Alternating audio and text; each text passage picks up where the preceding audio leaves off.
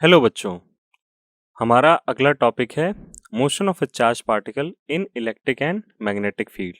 यानी कि अब हम एक मूविंग चार्ज पार्टिकल को इलेक्ट्रिक और मैग्नेटिक फील्ड दोनों के इन्फ्लुएंस में ऑब्जर्व करने वाले हैं। यह पहला concept video motion in magnetic field पर आधारित है। A charge particle can move in 3 possible shapes in any given magnetic field. यानी कि बच्चों, अगर कोई मूविंग चार्ज पार्टिकल है और हमने उसे एक्सटर्नल मैग्नेटिक फील्ड में रख दिया तो 3 ही पॉसिबिलिटी हो सकती हैं। पहली पॉसिबिलिटी, चूंकि अब हम लॉरेंज फोर्स पढ़ चुके हैं, हमको पता है उसके ऊपर फोर्स लगेगा q v B sine theta. तो पहली पॉसिबिलिटी तो ये हो सकती है कि वो एक स्ट्रेट लाइन में मूव करे अगर थीटा 0 या 180 डिग्री है, यानी कि उसके ऊपर कोई फोर्स नहीं लगेगा, वो अनडेविएटेड अपने ही पाथ में मूव करती रहेगी। दूसरे तरह का मोशन बच्चों ये हो सकता है कि अगर वेलोसिटी वेक्टर और मैग्नेटिक फील्ड वेक्टर के बीच में 90 डिग्री एंगल हुआ तो उसके ऊपर एग्जैक्ट परपेंडिकुलर फोर्स लगेगा और ये परपेंडिकुलर फोर्स उसको सर्कुलर पाथ में मूव कराएगा। और बच्चों, तीसरी पॉसिबिलिटी यह हो सकती है कि अगर वेलोसिटी वेक्टर का कोई कंपोनेंट मैग्नेटिक फील्ड के अलोंग है तो बच्चों, रिजोल्यूशन ऑफ वेक्टर्स आपको आता है। उस वेलोसिटी वेक्टर के दो कंपोनेंट होंगे, एक परपेंडिकुलर कंपोनेंट और एक पैरेलल टू मैग्नेटिक फील्ड। तो परपेंडिकुलर कंपोनेंट क्या करेगा बच्चों, उसको सर्कुलर पाथ में घुमाएगा, लेकिन ये जो वेलोसिटी वेक्टर का पैरेलल कंपोनेंट है ये इसको आगे भी खिसकाता जाएगा। यानी कि जैसे स्प्रिंग बनती है ना बच्चों, एक के बाद एक लपेटे लगाए जाते हैं, उसी तरह का ये हेलिकल पाथ, हेलिकल मोशन अपनाएगा। आपकी स्क्रीन पर जो मैग्नेटिक फील्ड दिया है बच्चों, this magnetic field is going into the plane. ये क्रॉस नोटेशन, डॉट नोटेशन का फर्क आप हमेशा याद रखें। क्रॉस नोटेशन मतलब गोइंग इनटू द प्लेन। अब अगर हम ध्यान से देखें तो बॉटम मोस्ट पॉइंट पे हमने एक चार्ज पार्टिकल लिया है। मैं एज्यूम करता हूँ कि ये पॉजिटिवली चार्ज पार्टिकल है। तो अगर आप देखें वेलोसिटी वेक्टर बच्चों, it is towards right and magnetic field is perpendicular to velocity vector going into the plane. तो अगर आप राइट हैंड रूल यूज करें क्रॉस प्रोडक्ट निकालने के लिए तो आप पाएंगे कि इस पॉजिटिव चार्ज के ऊपर जो फोर्स लग रहा है, it is acting up to the plane and it is perpendicular to the plane containing magnetic field and velocity vector. अब ये जो परपेंडिकुलर फोर्स लग रहा है बच्चों, इसका इम्पैक्ट ये होगा कि ये इसके पाथ को, अपने चार्ज पार्टिकल के पाथ को हर एक इंस्टेंट में चेंज करने का प्रयास करेगा। और अगर बच्चों हर एक इंस्टेंट पे परपेंडिकुलर फोर्स लगता रहा तो उसका पाथ अपने आप चेंज होके स्ट्रेट लाइन से कर्व्ड होके धीरे धीरे सर्कुलर पाथ में वो एडजस्ट कर लेगा खुद को। और आप ऑब्जर्व करेंगे कि this force will always act perpendicular to the motion of, direction of motion of this charge particle. तो बच्चों, ये तो सिर्फ सर्कुलर मोशन में ही पॉसिबल है और आप देख सकते हैं कि किस तरीके से हर एक पॉइंट पे इसके ऊपर जो फोर्स लग रहा है, it is perpendicular to velocity vector as well as magnetic field vector. ऐसा इसलिए हो रहा है बच्चों क्योंकि v और b यानी वेलोसिटी और मैग्नेटिक फील्ड के बीच का एंगल 90 डिग्री है और as a result of that हमारा चार्ज पार्टिकल एक सर्कुलर पाथ में घूमने लगेगा।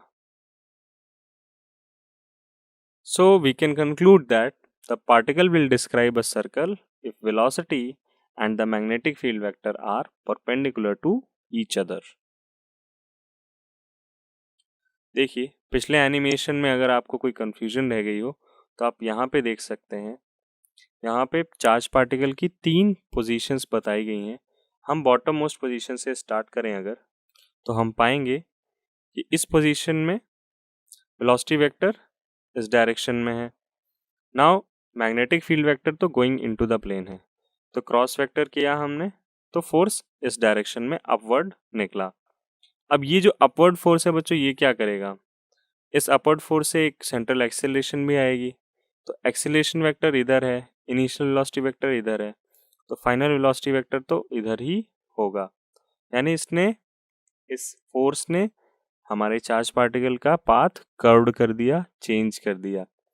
अब सिमिलरली अगर मैं कोई इंटरमीडिएट पॉइंट लूं इस पोजीशन और इस पोजीशन के बीच में, अगर मैं यहाँ पे एक इंटरमीडिएट पॉइंट लेता हूँ बच्चों, इस इंटरमीडिएट पॉइंट पे वेलोसिटी वेक्टर चूंकि इस डायरेक्शन में है, तो अगर मैं यहाँ पर भी फोर्स निकालूं बच्चों, तो वो मुझे इस डायरेक्शन में मिलेगा। यानी कि अगेन ये रहा हमारा फोर्स और ये रही हमारी वेलोसिटी। अब अगर इस पॉइंट पे जो फोर्स लग रहा है, लेट जैसे इस इंटरमीडिएट पॉइंट का नाम मैंने पी कर दिया, इस पॉइंट पे ये जो फोर्स एफ लग रहा है, इसी वजह से अगेन एक्सेलरेशन आएगा और आपका फाइनल वेलोसिटी वेक्टर फिर से चेंज हो जाएगा, जो कि इस डायरेक्शन में आ सकता है।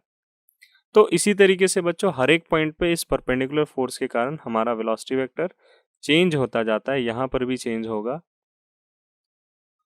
और ultimately as a result of this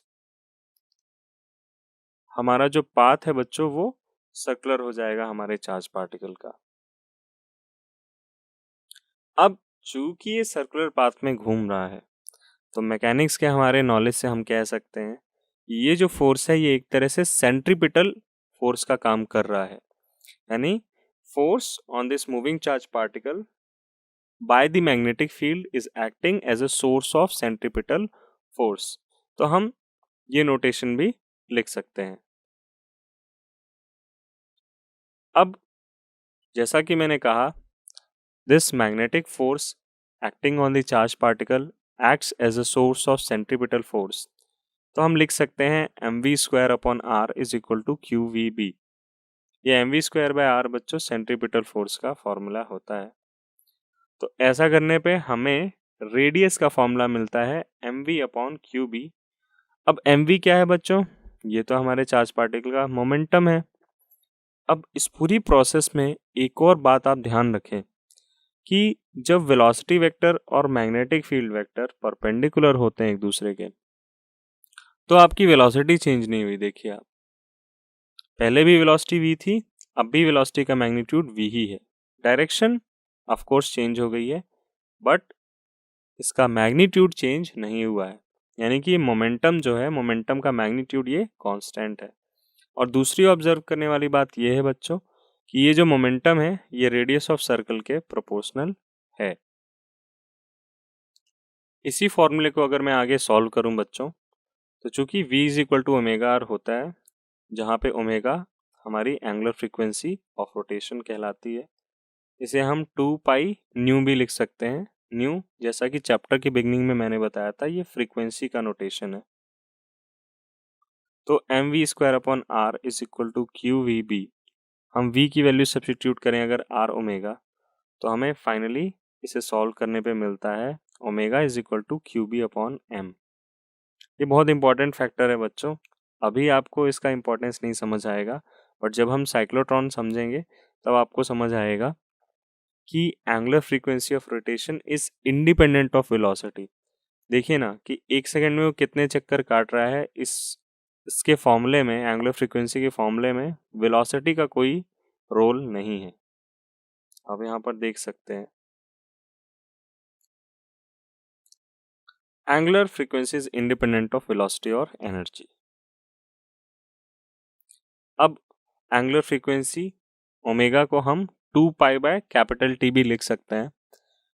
ये 2 पाई बाय कैपिटल टी बच्चों, कैपिटल टी होता है हमारा टाइम पीरियड ऑफ रोटेशन, कि एक चक्कर काटने में, एक सर्कुलर राउंड लगाने में कितना टाइम हमारे चार्ज पार्टिकल को लगा।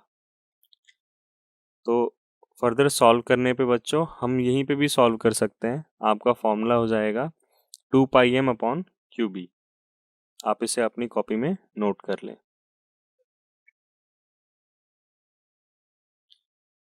अब बच्चों जैसा कि हमने सेकेंड केस डिस्कस करा था कि पाथ हेलिकल कब होगा, जो मैंने बताया था कि हम जैसे लपेटते जाते हैं ना धागे को, जैसे पतंग अगर आप उड़ाते हो तो उसमें मांझा होता है, उसमें धागा लिपटा हुआ होता है, कई राउंड लगाते हैं हम। तो उसी तरीके से अगर वेलोसिटी का कोई कंपोनेंट मैग्नेटिक फील्ड के पैरेलल आ गया थोड़ा सा भी, तो वो जो पैरेलल कंपोनेंट है वो बच्चों मैग्नेटिक फील्ड की डायरेक्शन में उसको हल्का हल्का खिसकाता रहेगा, और जो परपेंडिकुलर कंपोनेंट है वेलोसिटी का वो उसको सर्कुलर मोशन में घुमाता रहेगा। तो ये एक ही पाथ में घूमने की बजाय थोड़ा थोड़ा आगे खिसकता चला जाएगा, और ये हेलिकल पाथ आपको मिलेगा।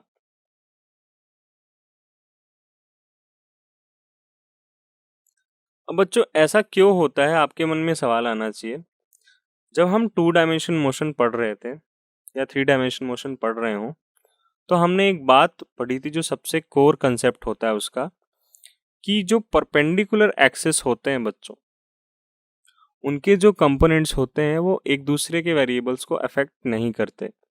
यानी कि let us suppose x direction में कोई एक्सेलरेशन है, वो वाई डायरेक्शन की वेलोसिटी को अफेक्ट नहीं करेगा। वाई डायरेक्शन का कोई एक्सेलरेशन है, वो एक्स डायरेक्शन में वेलोसिटी को अफेक्ट नहीं करेगा। यानी कि दोनों मोशन ऐसे हो रहे होंगे जैसे कि इंडिपेंडेंटली वो एग्जिस्ट कर रहे हों। तो वही हाल यहाँ पे हमारे चार्ज का भी हो रहा है। जो परपेंडिकुलर है वेलोसिटी का, वो मस्त इसको सर्कुलर पाथ में घुमा रहा है, उसको मतलब नहीं है कोई भी कि पैरेलल कंपोनेंट क्या कर रहा है वेलोसिटी का। उसी तरीके से वेलोसिटी का जो पैरेलल कंपोनेंट है, जो मैग्नेटिक फील्ड के पैरेलल है, उसको कोई अता पता नहीं है कि परपेंडिकुलर कंपोनेंट वेलोसिटी का हमारे चार्ज पार्टिकल के साथ क्या कर रहा है।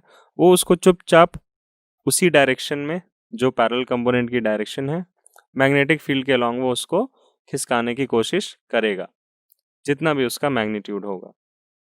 तो इन दोनों मोशन का जो कंबाइंड इफेक्ट है बच्चों, उससे हमें हेलिकल पाथ मिलता है। अगर आप देखें यहाँ पे, ये हमारा एक्चुअल वेलोसिटी वेक्टर है, जो कि मैग्नेटिक फील्ड के साथ, जो कि एक्स डायरेक्शन में है, मैग्नेटिक फील्ड के साथ 90 डिग्री नहीं बना रहा है। क्लियरली आप देख सकते हैं। तो डेफिनेटली इसके दो कंपोनेंट होंगे। एक तो वाई डायरेक्शन के अलॉन्ग, ये 3D डायग्राम है बच्चों, थोड़ा इमेजिन करेंगे। ये परपेंडिकुलर कंपोनेंट वाई एक्सिस के अलॉन्ग है, और ये पैरेलल कंपोनेंट एक्स एक्सिस के अलॉन्ग है। तो ये पैरेलल कंपोनेंट एक्स एक्सिस के अलॉन्ग इसको खिसकाने का प्रयास कर रहा है, जबकि ये परपेंडिकुलर कंपोनेंट वाई एक्सिस वाली वेलोसिटी इसको सर्कुलर पाथ में घुमाने का प्रयास कर रही है। तो एज ए रिजल्ट आपको हेलिकल पाथ मिलता है। आइए नज़र डालें इस एनिमेशन पे, जिसके थ्रू आपको और अच्छा विजुअलाइजेशन होगा कि किस तरह से ये हेलिकल पाथ होता है। ये परपेंडिकुलर कंपोनेंट के कारण ये सर्कुलर पाथ पे चल पड़ा, और पैरेलल कंपोनेंट ने अपना असर दिखाना चालू किया। ये इसको धीरे धीरे धीरे धीरे ऊपर खिसकाना चालू कर रहा है।